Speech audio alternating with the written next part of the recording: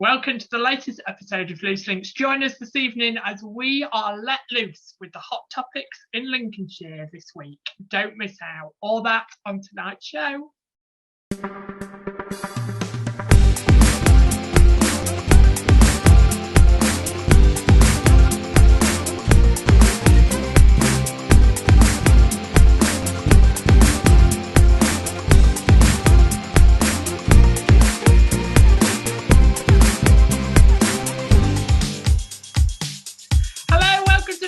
Joining me and keeping you company for the next hour is Chris Clark.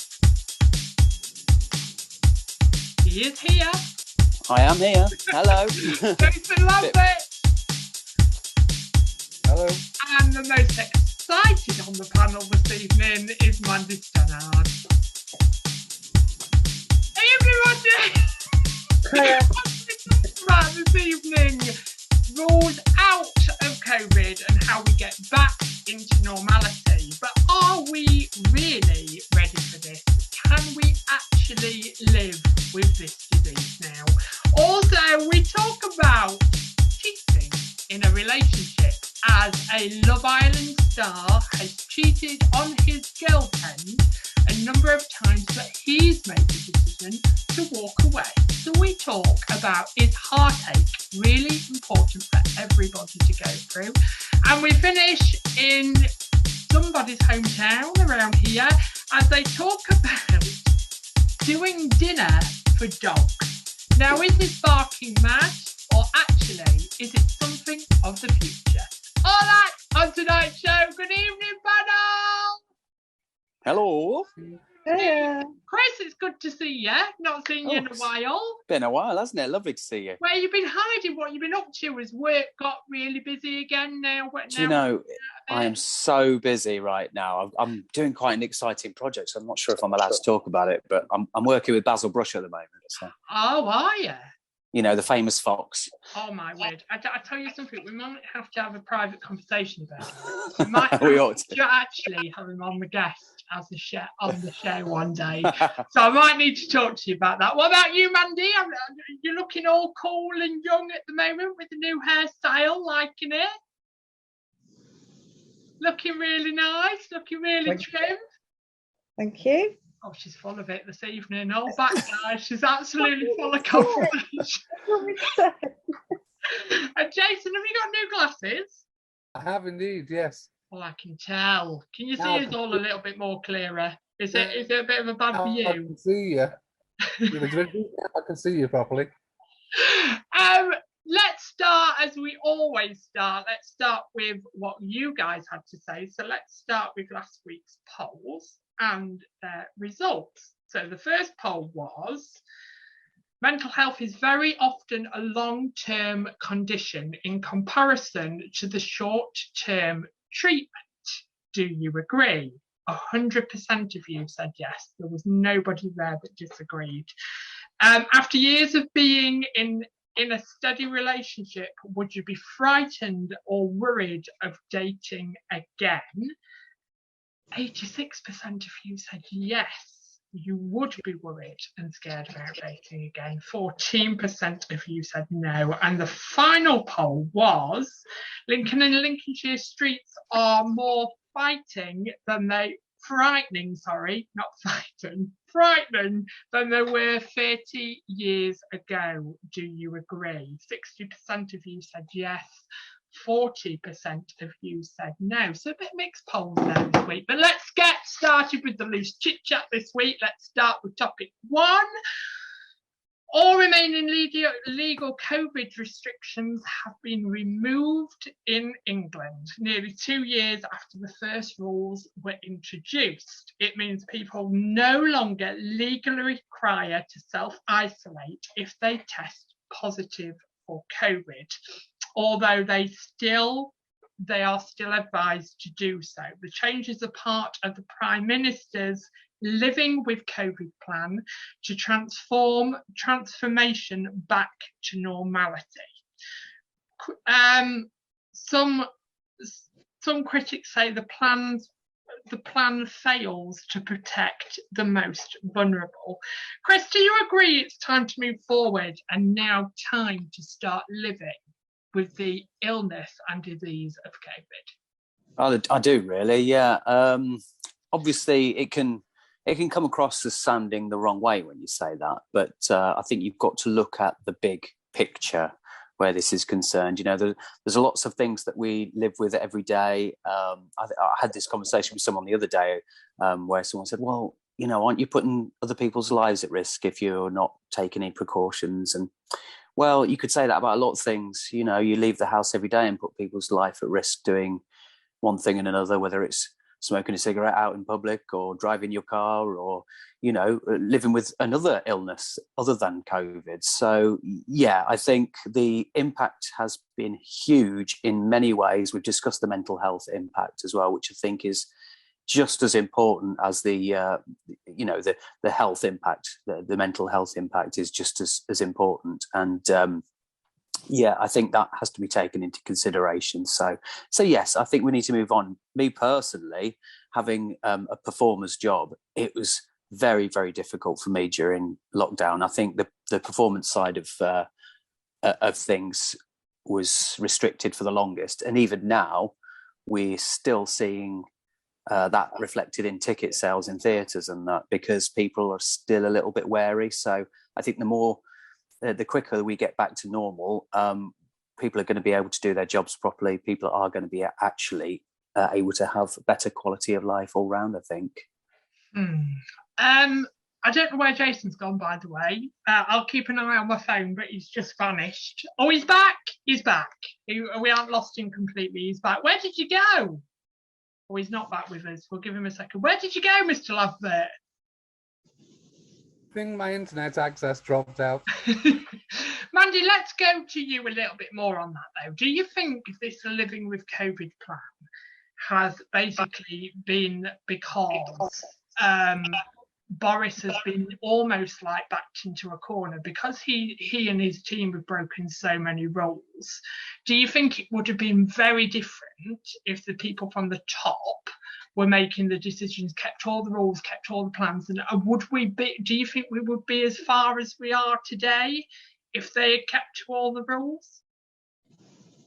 How do you mean? What do you mean? Well, you know, like Boris was saying there was no parties, and then we found out that Boris has had a party, and there was no meeting, and then there was a relationship happening within number 10, Matt Hancock and stuff like that. And do you think that Boris has moved this plan forward now, Living with COVID plan, and telling us that we can start going out and living with it, because he's had no choice but to say that sentence? Because if he said now to the nation, actually, we need to hold back a little bit more, we need to stay a bit more reserved, we need to stay a bit more distanced, that nobody would have listened to him. Probably. I mean, yeah, I suppose if that hadn't all come to light, but you know, he's not the only one that was having parties or having relationships during it all. I mean, my neighbours were having parties at one point, not all the time. But, you know, I mean, I didn't ring the police and, you know, dob them in, because it's like their choice, you know. But yeah, I suppose that investigation has maybe brought it forward, you know, the all restrictions going. But it feels like the right time now.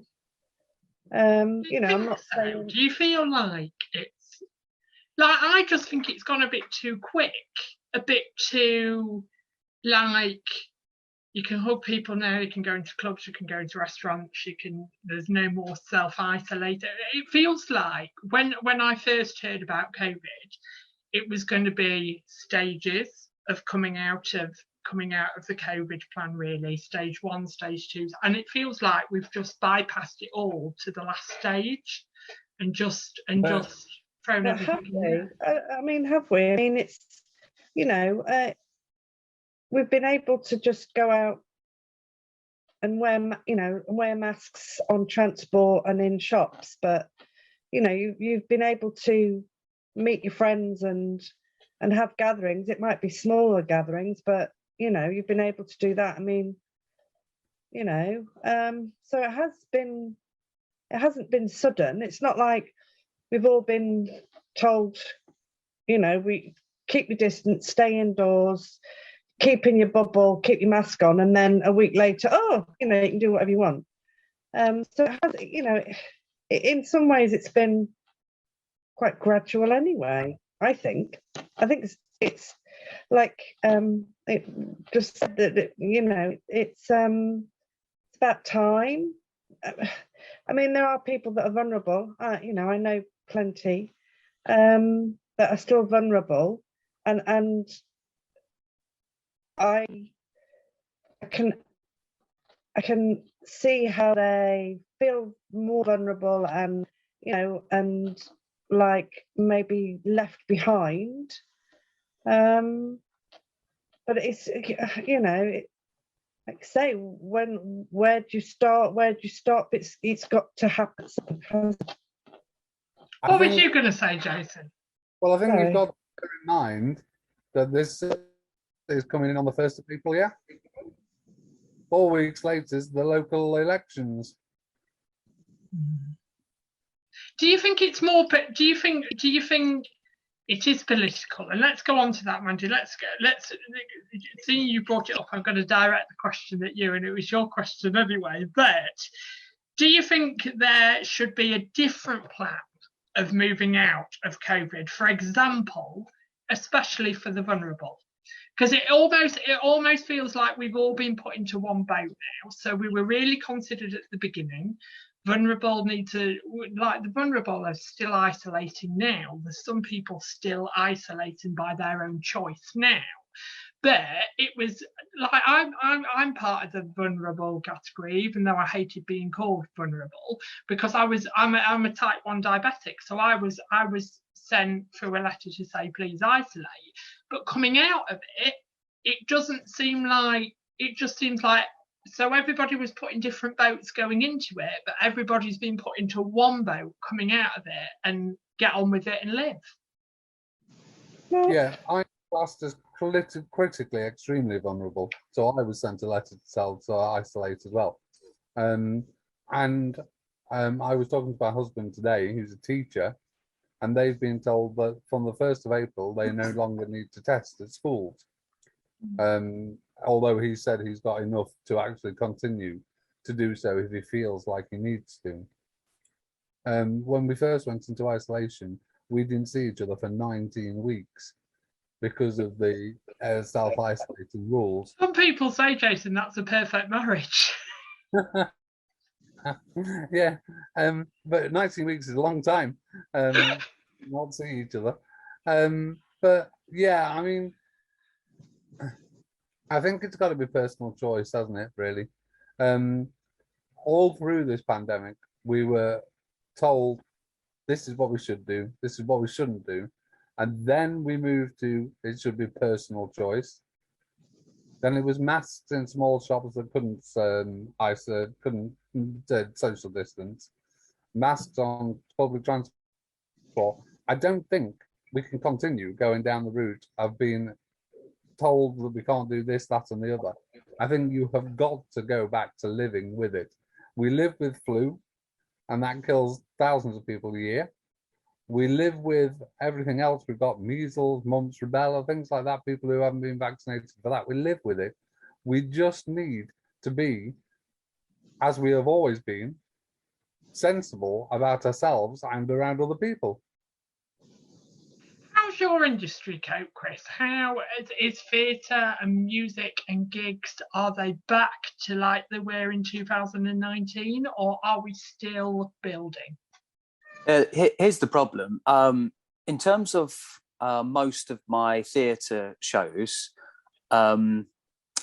it's running as normal. That's how it appears on the surface.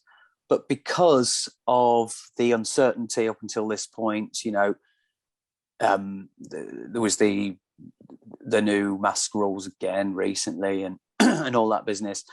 What you're finding is that people are leaving, that they're being more wary about buying tickets for shows. So whereas before the pandemic, you'd get a lot of advanced bookings for theatre shows. You're not seeing that just at the moment as much, which leaves performers in a very difficult position because you don't know whether to cancel a show or rely on people to walk in at the last minute. So it's very difficult. Yeah. I don't. Can you honestly say, all of you, that this living with COVID plan is for the best? Because sometimes I do feel we need to get back to some normality. I do get that, and I do get that death rates are now coming down and hospitalisation is now coming down. But aren't we all just that little bit nervous that it's going to shoot right back up again? And we're gonna, like, instead of taking it that little bit more steady. And don't get me wrong, I am not saying at all that I want any slowwer. I'm absolutely over the moon that we are coming out of it. But can I ask all three of you, if you go into a supermarket still, are you still putting on a mask, or are you now just walking in a supermarket? Let's go to you first, Jason. Are you just putting on a mask or walking in the supermarket? I wear a mask on public transport and I wear a mask in the supermarket still. What about you, Mandy?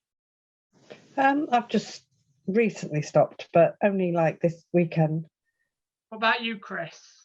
Yeah, no, I haven't worn a mask for some time now. Well, that's about what happens when I really point the direction at you because you're the person that does this. But what happens now at a gig, Chris? Do you have to wear a mask round the theatre and then a mask off when you're on the stage? How does it happen, or is it all just back to normal?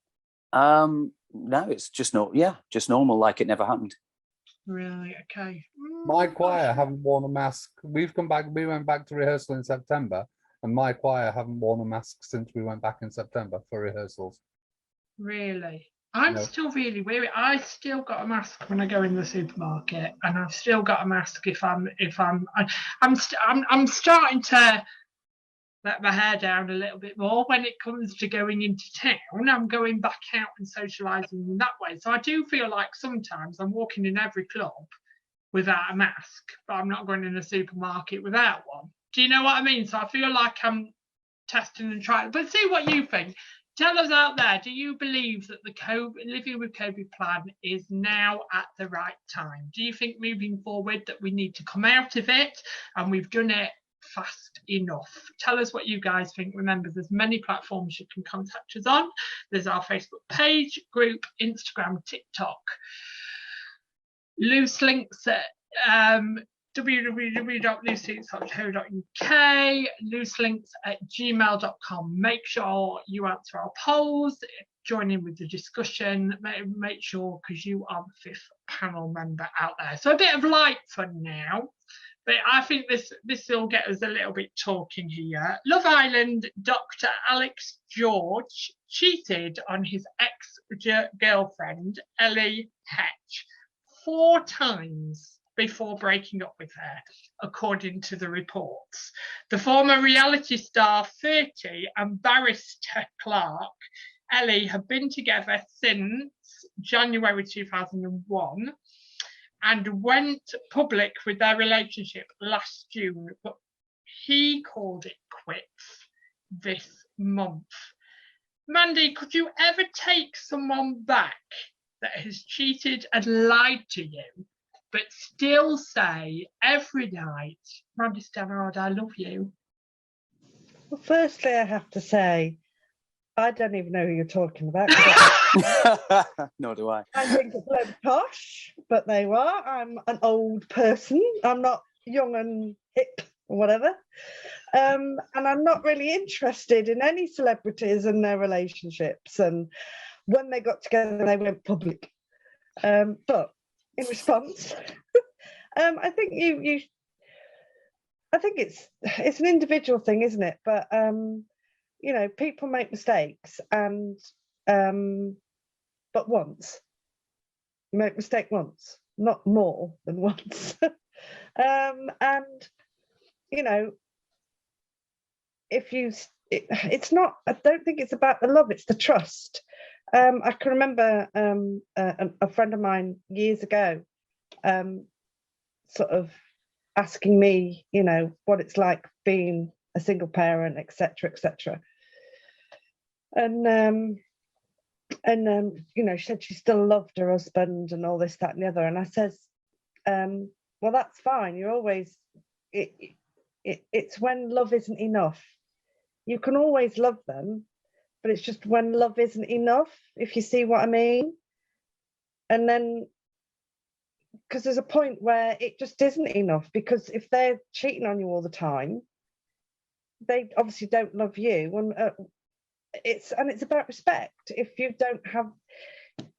someone respects and loves you, they won't cheat on you anyway. No. That's what I think, because I wouldn't cheat on anybody. Let's go off cheating a little bit. So, Chris, say like you're happily married, you're a happily married man, but say like you went out for the evening, and because I consider myself, men and women, even though I'm very much into men, I consider myself quite a flirtatious person. I'm quite flirty. Really? Did you not know that, Rhonda? I'm quite flirty.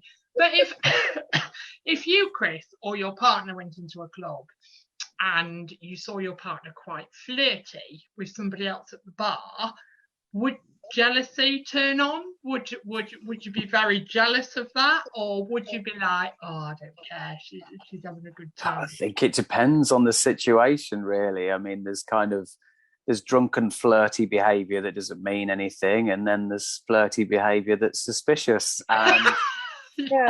and then there's also, it depends who they're flirting with. If it's someone who you feel threatened by, I suppose you're just naturally going to be jealous, aren't you? Yeah. Do you think jealousy though plays a huge part in a relationship? Do you think that actually it can be. when jealousy is there? I remember being young, right? I'm 31 years old now, but I remember being young. And when you sort of like, I hate this new stages of relationships. Like, I've been told by very young people now, because I'm nearly middle-aged, but by very, very young people now that there's not that stage of, I hate when someone says, I'm seeing someone. Well, I go, well, what does that mean? What does it mean? Yeah, because people go, well, we're not exclusive, we're just seeing each other. So are you saying to me that you're talking to other people? Well, no. Well, you are exclusive then. If you're not talking to anybody else, then you're off the market. I just feel, Jason, do you feel like young people today are scared of commitment? From an old man. Yes, yeah. Yeah. I don't think it's just young people. I think we both know somebody who's scared of commitment. We do. We do.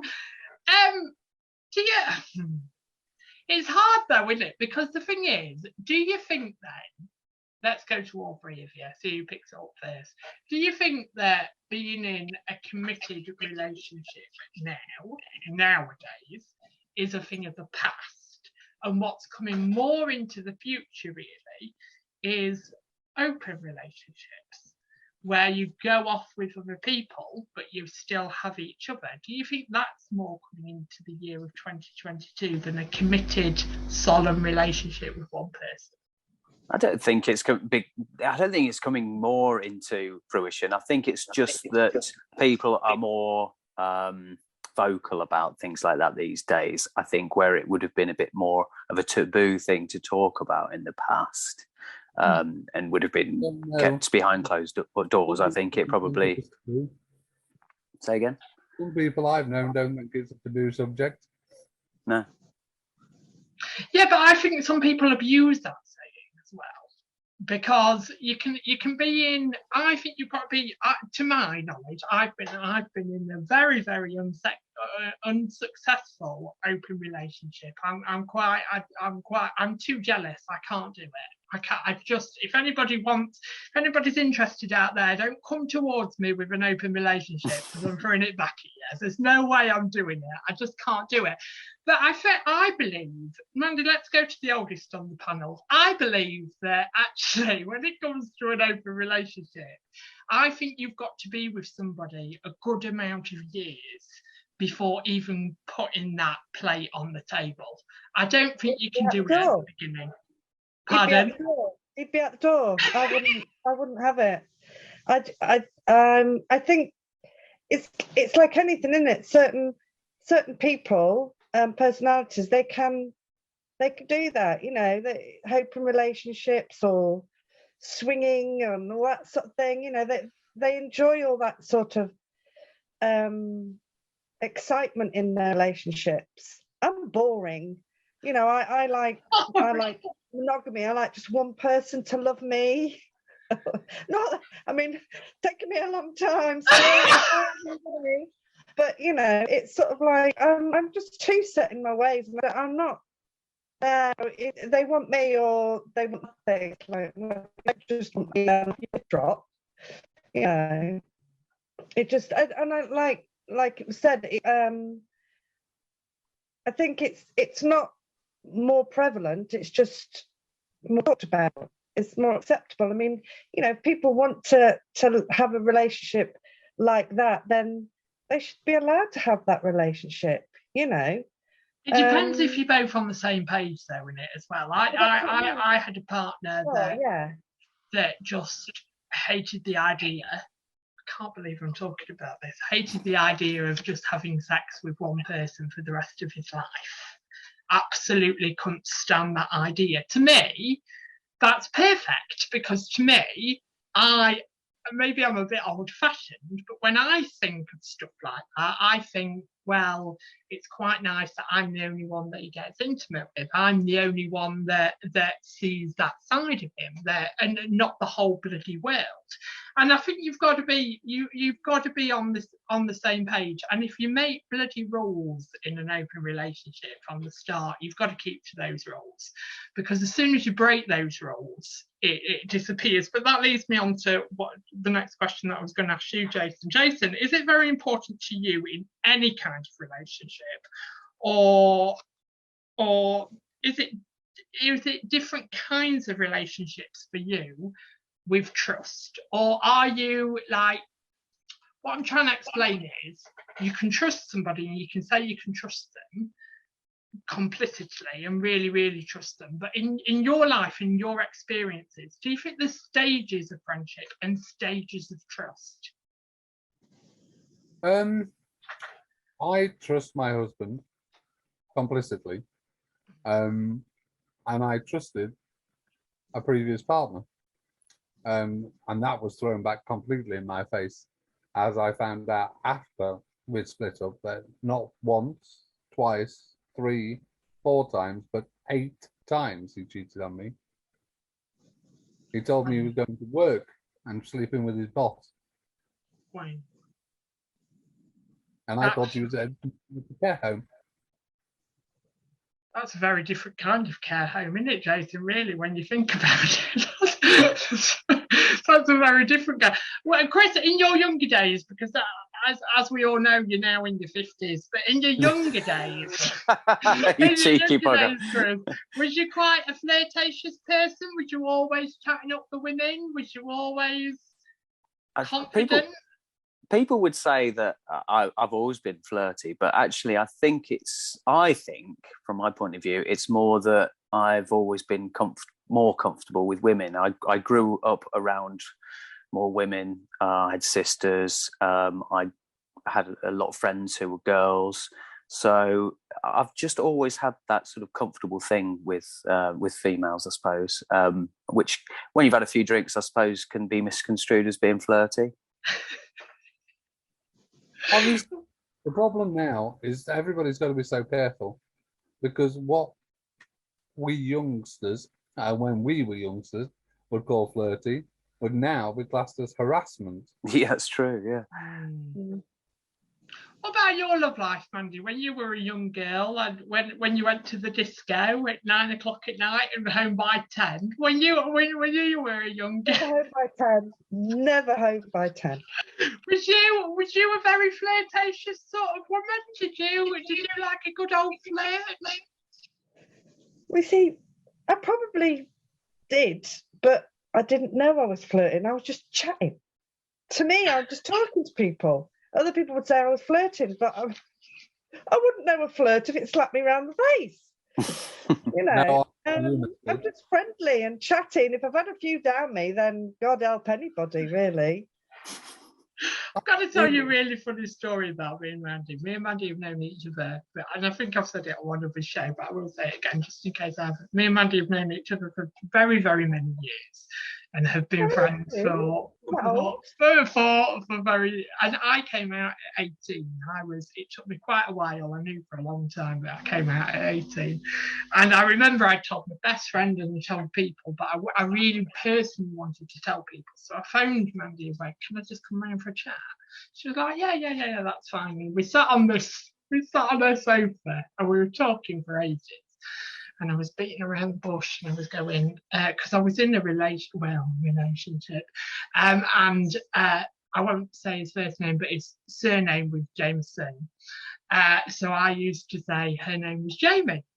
And I was talking to Mandy on the sofa one night and I said, I've sort of got something to tell you. She went, what? And I went, well, you know this girl, I don't think she's right for me, and la-da-da-da-da. And Mandy was like, right, okay.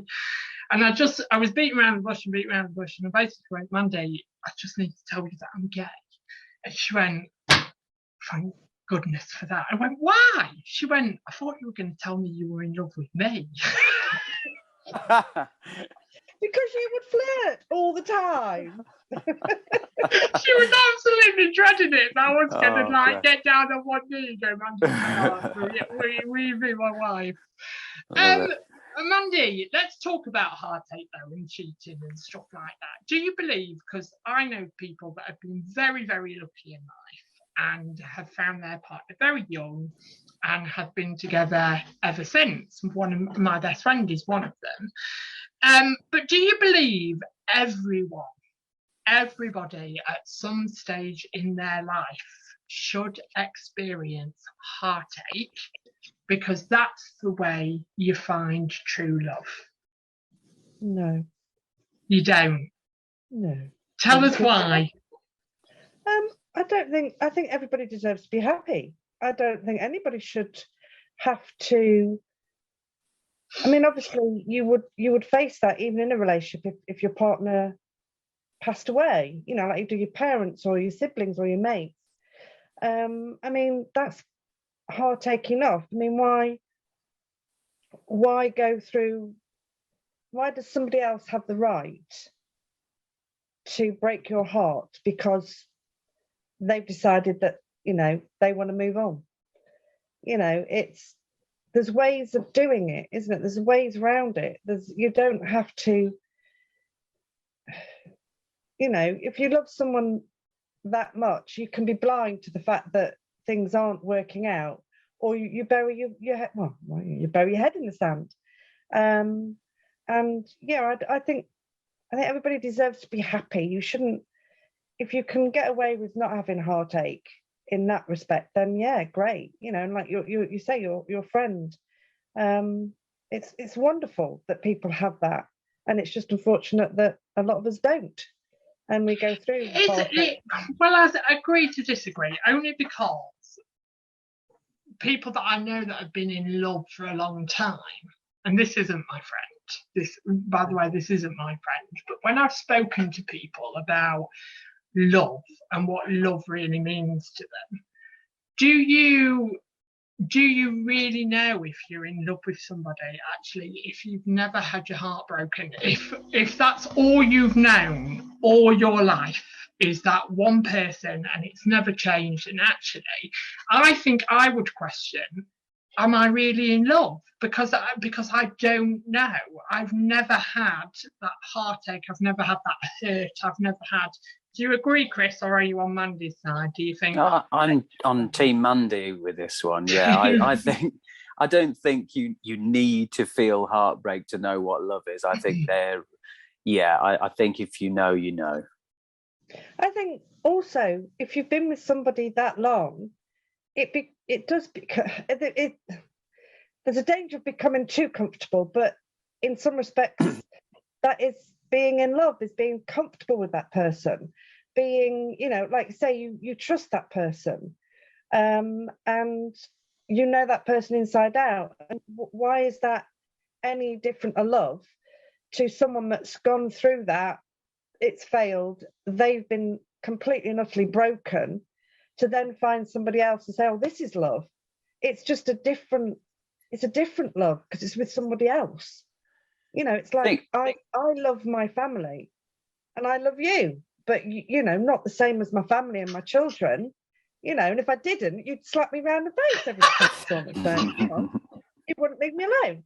But you know what I mean? You've got love for your friends, and you can still have heartache that way, because you can think you're best friends with somebody, and then they can just stab you in the back. So it's the same thing. And then how do you say, well, you could be saying then, well, how do you know that it's true friendship until somebody stabbed you in the back? Do you see what I mean? What was you going to say, Chris? I was going to say, I think I know where you're coming from in the fact that you're saying until you've experienced that heartbreak, you can't, maybe you can't feel deeply enough to know whether you're in love or not. But at the same time, I think, look at the other side of the coin. A lot of people who've been hurt in relationships badly find it difficult to love after being hurt.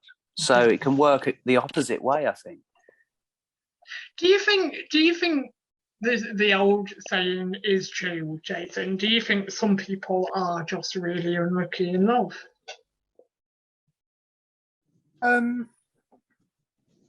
No.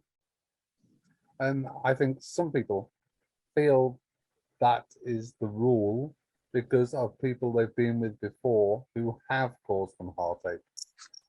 I don't think you can be unlucky in love, because I'm with and Chris on this.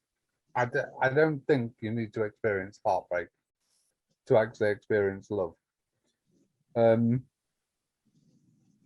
Without going down too similar a path, some people just don't know what love is at all, and are never satisfied, and they always think the grass is greener somewhere else, and will move from person to person to person to person, breaking people's hearts as they go along, destroying people, and then moving on and leaving a trail of destruction in their path.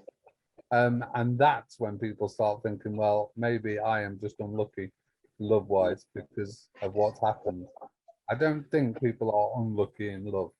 But it's also that program on Netflix at the moment, isn't it? I don't like to sign out programs, but I don't know if you've heard the Tinder sort of program that's been on Netflix recently, that this guy magically makes up this life of how rich he is, and he even takes women on like jet skis and boats and all of that, and shows this absolutely amazing life. And then all of a sudden, he's lost for money, and he has no money, and he needs saving, and you're the only one I love, you're the only one I trust. And when I really wanted to talk about this evening, actually, because when you watch it on TV, it's like abuse, right? When you watch it on TV, you sit there and it's playing in front of you on a screen of what's happening.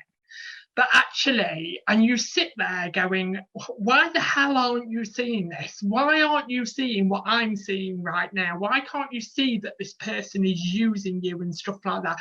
But honestly, again, without going into too much information, the last relationship I was in 2019, I was like that.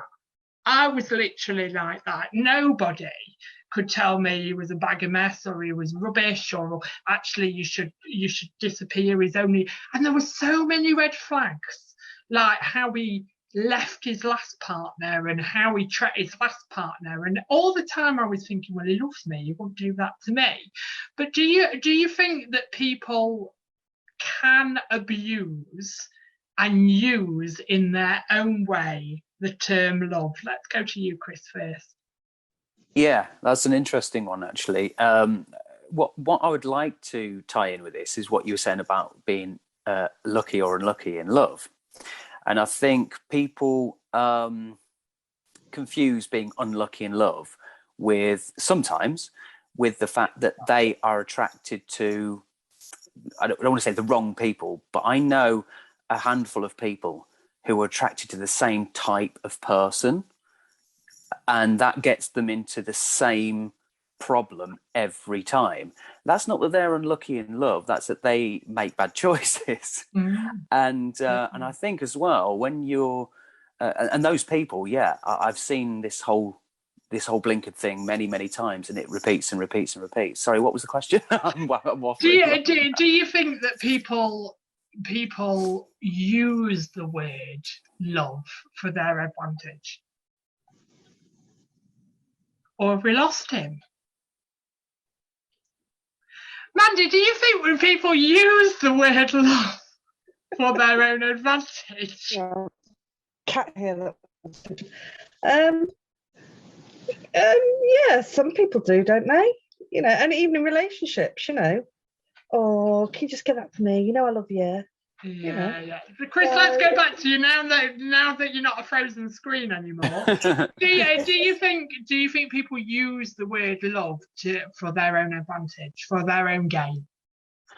Yes, I think there are people who do that. There are narcissistic people that do that, sociopathic type people that do that. Yeah, I think there's plenty of people.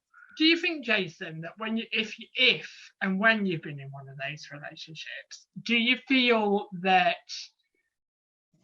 you can it's a choice? I know it's always a choice, I get that. Before you say to me, well, it's a choice if you move on, but do you think some people can be scarred for love for life after something so traumatic has happened to them? Yes. If you go down the path of really being hurt after a long period of time, yes.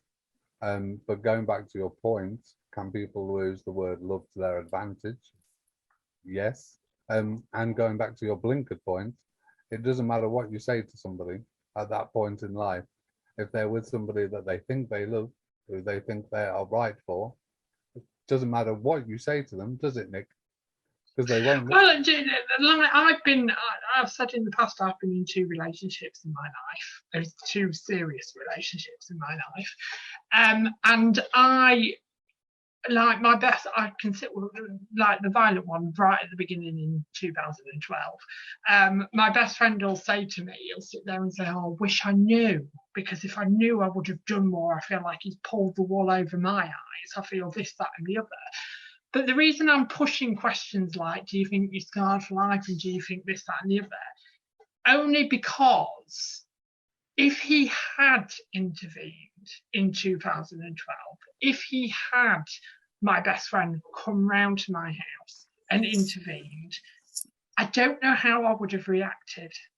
I can't stand here and say I will back up my best friend, because at that point, he was my husband.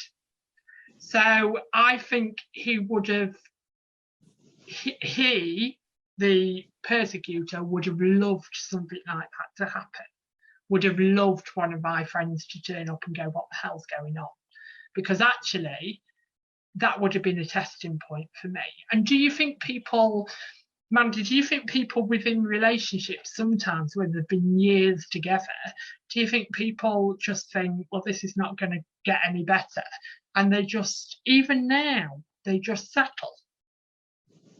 Yeah, I think some people might settle, especially if they're older, because it's like going back out on the dating scene. You know, it's a scary thing. Like your poll said, you know, it can be scary, and you know, and also, well, like men my age are usually after women half their age. So, you know, and I don't want to date someone twice my age. So I'd be dead if he was twice my age, but you know. So it's yeah. I am thinking though, Mandy, at the end of this year, if you've got nobody, I'm going to be Nicholas Stannard. What do you think?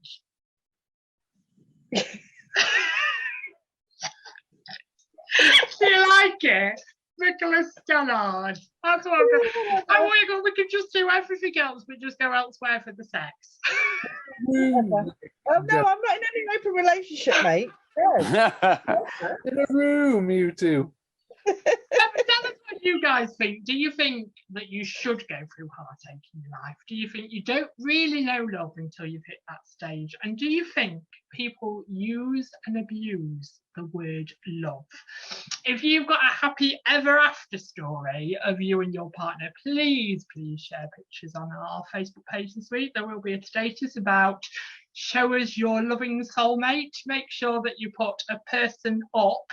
Me and Mandy will be there first. It'll be our first couple pictures together. Is that all right, Mandy? What?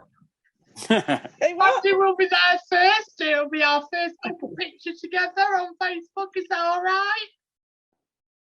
Whatever. Tell us what you guys think. Join in with the conversation.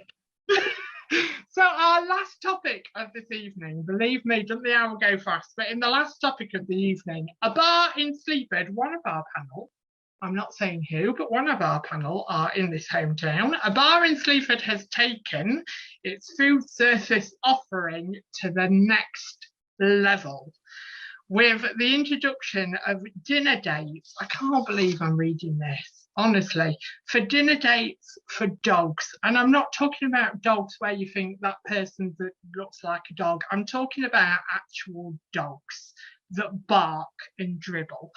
And they are proving it's a big Not all dogs bark and dribble. Not all dogs bark and dribble. It's a big hit already. Jason, do you think this is all just a bit barking mad? Well, I don't know. I mean, the English are a nation of pet lovers, aren't we? And are we talking about you go with your own dog or the two dogs? No, and the two dogs. You take your dog and you drop your dog off. Basically, what I've heard, you drop your dog off, and then it's a bit like speed dating. So you pimp your dog off with another dog. You pimp your dog off. I just think this is not bloody. What's that Disney film? What's that? Lady and the Tramp. Oh yeah, I just think. Honestly, Mandy, imagine me and Mandy. I hope you don't mind me saying this, Mandy, but me and Mandy are single. Right, imagine saying to your friends, right, I haven't got a date tonight, but I'm taking my dog down to the local pub, and they've got a date. I just think it's a bit. Chris, let's go to you. Do you think it's a good idea or just barking bloody mad? Well, I think, and I have to say, I absolutely love Watergate Yard, and Ryan and Holly, who run the place, can't do a thing wrong by me, so it's got to be a good idea. They're really, really entrepreneurial. Brilliant. Oh yeah, they're really good people. Yeah. Have you seen this? Have you actually seen? Well, I've not been to the pub and seen the doggy dates taking place, but I did read something about it, and I get the feeling that perhaps the publicity is making it a little bit more sound a bit more crazy than it actually is. I think really they're just kind of supplying food for dogs on a dog menu. That's more about what they're doing, from what I can gather. Are there actual rules if they have a doggy date? Is that the only thing they can do? I can't believe we're actually asking these questions. Well, Chris knows them personally. I don't know this new venture of theirs. I don't know much about it. I wish I'd sort of had time to talk to them about it, but I don't really know much about this. I'll tell you something, guys. I've dated some dogs in my life, but this is beyond barking mad to me. Mandy, do you think pets are near enough to the human level now, and the everyday pet is a thing of the past? What do you mean? Do you think this is going to go further? So we're now starting. I can't believe this is a topic, but it's been in the news this week, honestly. We're now starting doing dinner dates for dogs. Are we literally then going to move to I don't know, dogs go out for the day together. I know there's walking and stuff like that, but is it going to go to the extreme that we're going to have a night for dogs at the cinema?